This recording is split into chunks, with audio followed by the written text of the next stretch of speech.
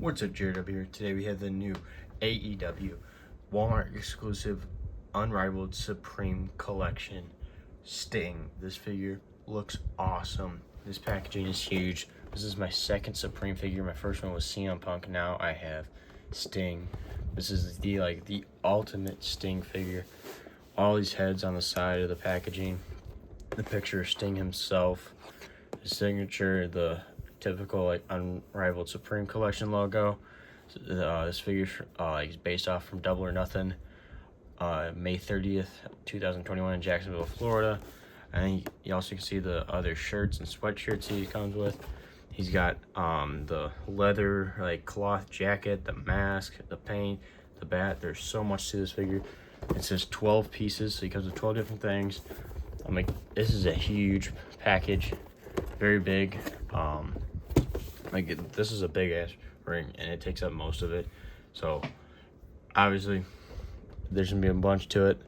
I always like the Supreme figures because the packaging, the only second thing is it's big, and if you keep your figures mint on card, it's very hard to collect these because it takes up so much space. But when you really look at it, it looks so cool because it's supposed to be like the tunnel from AEW that they come out of, and it looks so cool. But enough of the packaging and everything. Let's get this figure opened up and let's review this Supreme Sting. Alright, so I got everything out of the package. This thing comes with so much stuff, so many details, so it's great. So starting off, let's start with all the hands. So he has two mic holding hands already. Not really mic holding hands. They're more it's partly open hands I can show for holding the bat, and he also can hold a microphone. Then he has two fist hands, and obviously he has the scorpion on there, the white scorpion that all his glove hands have, and then two open hands. Same thing, white scorpion on black gloves.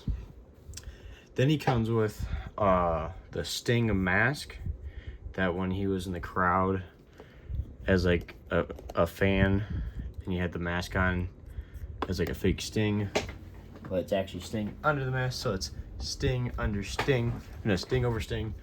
But he had I can't remember, he had a hoodie on or something. I remember when that happened, and he had was the fake Sting. So there's the mask. He has the classic black bat,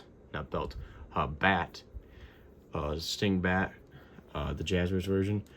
Then we have probably the best heads, just normal head scan out of this. You have just the normal Sting paint, open mouth, and then you have, I can't remember what match this was that he had this paint, but this paint is wild, all black. Even it's you can see here, so he's got his ears painted black, all the side of his face, around his hair, and he's got lines around his mouth. It's kind of like a skeleton kind of paint. I said the normal Sting, he's got some more black. So here's the normal Sting compared to this one. As you can see, it's way different. So this one's really cool though, but there's no expression on his face. And then obviously on the figure right now is the screaming, worn off, most of the paint's worn off, starting to come off, screaming face from the packaging right there. That's what that head scan's based off. Then he comes with a bunch of cloth accessories. You get a just a normal sleeve shirt, Sting, this is the classic AEW Sting logo shirt. They just get it with sleeves and everything, which you could put on a crowd, and if you have a setup, or you could put it on your Sting figure, anything. You really can put it on anybody. Then you have a long sleeve Sting shirt with the scorpion, looks really cool. And then finally we have a cloth Sting robe from Jazzwares, and this is, in my opinion, is the best cloth robe that Sting's ever had for a figure wise. Better than the Mattel one, because the Mattel one just looked like a black leather jacket. This one actually has detail. You have the gold buttons, you have the gold trim, and then you even have engravings of crosses on the sleeves in black. The attention to detail is insane. There's even the engravings on where the fold of his jacket is, the crosses, and then you got the gold trim. There's more engravings, and then the red scorpion on the back. This is the most detailed leather cloth accessory I feel ever, since there's engravings in it. You can see they're straight, that's so detailed. Absolutely amazing. Then the figure itself is pretty much a typical Sting figure that with the actual singlet. So I'm super excited they finally made a figure with the singlet, because there's been no Jazzwares figures yet of Sting with the singlet, so this is a big deal. So we got Sting, his classic black boots with the white scorpion on the outside, and then one with the inside. Sting always has it. Then you got the black bottom piece, like black pants to his singlet, which connects to the top singlet piece, so it's all one, with the white scorpion going up from the leg all the way to the side of his chest, going all the way up, and then the back, you can see where parts of the arms of the scorpion in the front. Overall, feels good. The only thing is usually the Jazzwares figures feel really good. I don't know if it's a new material they're using because this is a brand new figure, but I feel like his chest piece, I don't know if you can hear that, it sounds really cheap in my opinion. It feels more cheap than most Jazzwares figures.